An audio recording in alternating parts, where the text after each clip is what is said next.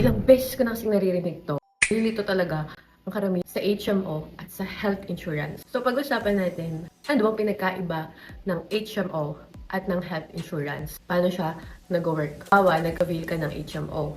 So yung HMO, meron yung card na bibigay sa'yo. Then yung card na yan, let's say ang coverage mo is 200,000.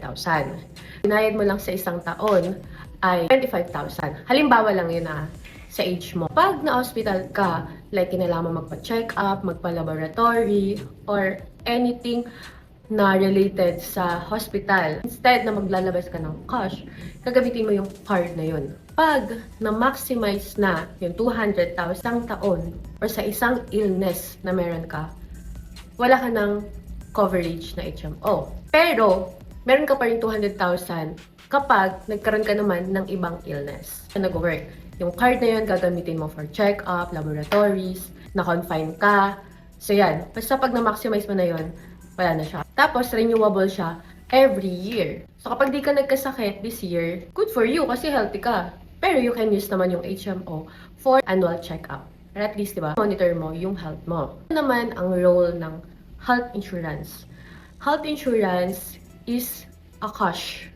Wala siyang card, cash siyang ibibigay sa'yo kapag nagkaroon ka ng critical illness.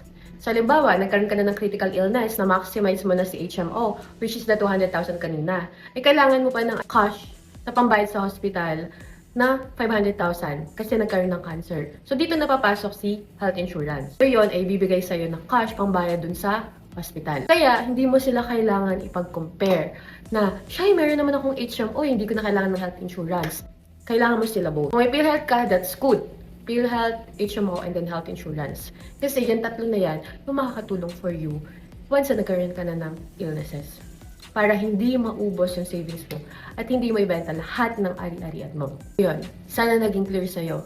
Hindi sila magkalaban, magkakampi sila, natutulong sa'yo at sa family mo once nagkaroon ka ng critical illness.